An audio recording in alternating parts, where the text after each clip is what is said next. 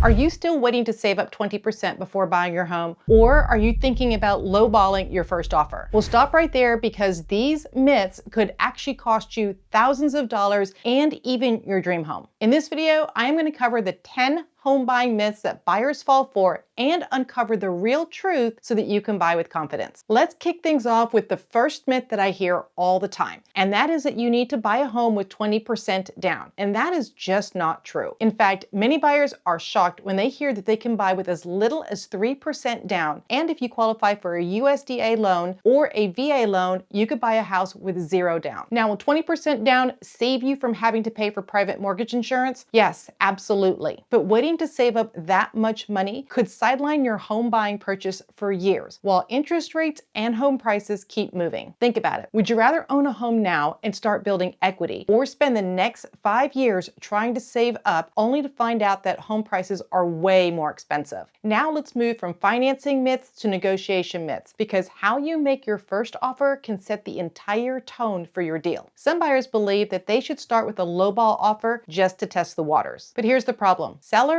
they don't see that as clever negotiating. They see it as a red flag, and that first impression can shut the door before the conversations even begin. Here's the reality. In today's market, a lowball offer does not spark a back and forth negotiation. More often, they just offend the seller, and then you are not taken seriously as a buyer. Think of it this way. You see a house that you fall in love with, and you throw out a bargain basement offer. The seller might not just say no, they may stop considering you altogether. And then someone else swoops in with a strong offer, and guess what? You are out altogether. I see this happen all the time. So here's an example for you. I was representing a seller once, and an offer came in very low. It was like $100,000 off of the list price. The seller didn't even bother to respond. They figured, why? I've got time. They'll probably come back, and I'm not going to go that low anyway. Instead, the seller did a $10,000 price reduction, and we got 2 offers that weekend. They negotiated them and went under contract with one of the offers. Now, the buyer was very upset because they thought, hey, doesn't the seller have to respond to me? I submitted an offer. I'm first in line. They have to negotiate with me. They don't have to do anything. The seller doesn't owe anything to the buyer, and that includes responding to your lowball offer. Remember, negotiations are about strategy, not games. A solid offer is going to put you in the driver's seat, especially if you back it up with comparable sales in that area. And while we're talking about offers, let's talk about what happens after you go under contract, because myth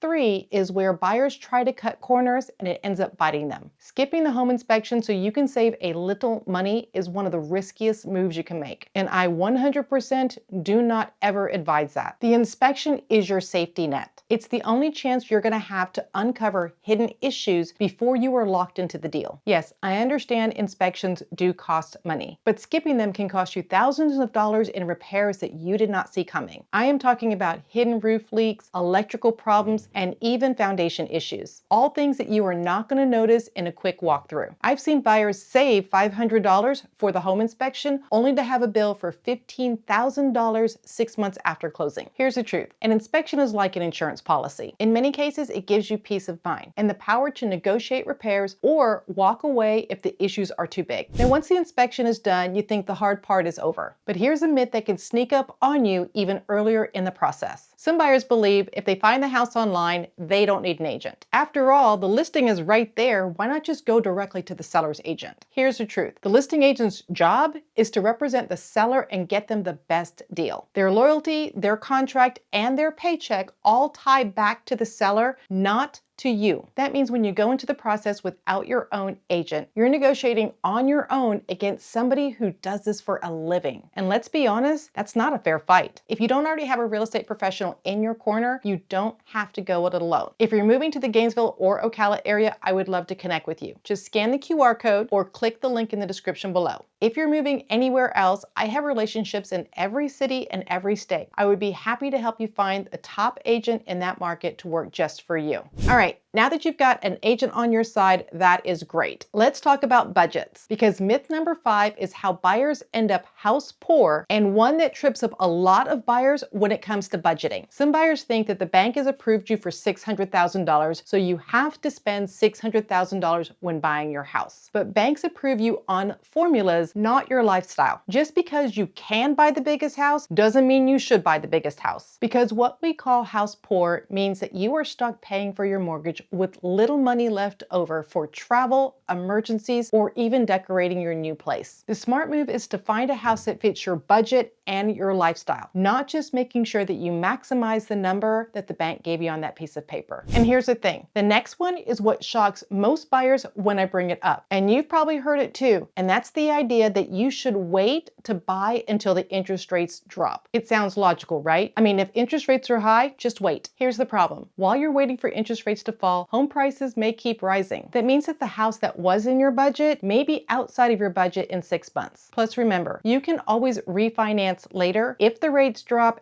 and it makes financial sense. But you can't go back in time and buy houses at yesterday's prices. And that brings us to myth number 7, one that gets a lot of new construction buyers in trouble. And that's believing that just because it's new, that it's going to be perfect. Because new means flawless, right? Not always. This myth is such a big one. Many buyers fall for the, it's brand new, there'll be no problems, it's going to be perfect. But here's the reality, even new construction will have its own set of problems.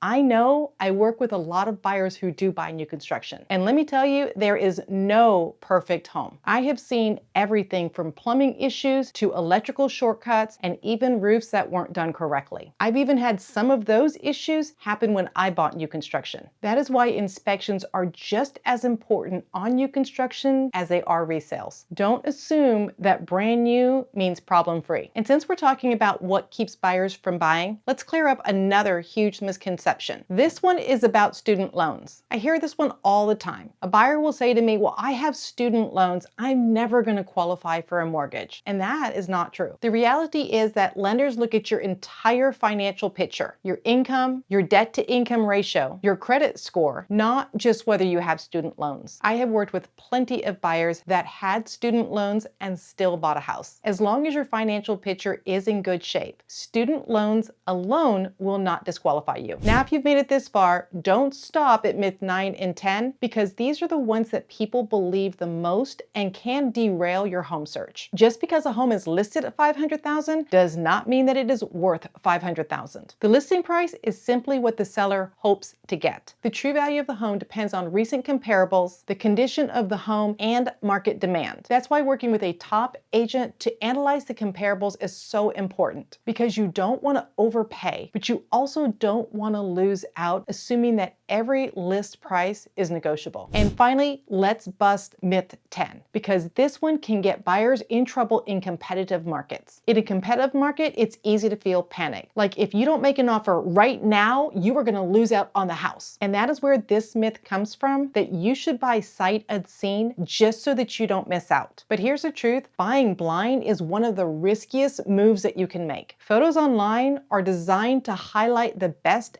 angles and hide all the flaws. When they use a wide angle lens, it can make any room look huge. That beautiful backyard shot probably isn't going to show the power lines that are overhead. I have seen buyers put in blind offers only to walk through the home after going under contract and instantly regret it. The smell, the layout, or even deal breakers like being next to a busy road. The good news is if you are relocating or buying from out of town, you don't have to take that gamble. Virtual tours, FaceTime walkthroughs, and trusted local agents can give you a realistic of that home before you commit. Yes, I understand that speed matters in a hot market, but your peace of mind matters more. Making an offer without ever laying eyes on the property, virtually or in person, is like marrying someone only after you've seen their dating profile. It almost never works out the way you imagine. So here's the bottom line. Buying a home is exciting, but it's also full of bad advice. Don't let these myths cost you money, stress, or the home that you've been dreaming of. If you're moving to Florida, you don't have to go it alone. Click the link in the description below and complete the form, and let's build a plan that works for you. Be sure to like and subscribe, and I will see you in the next video.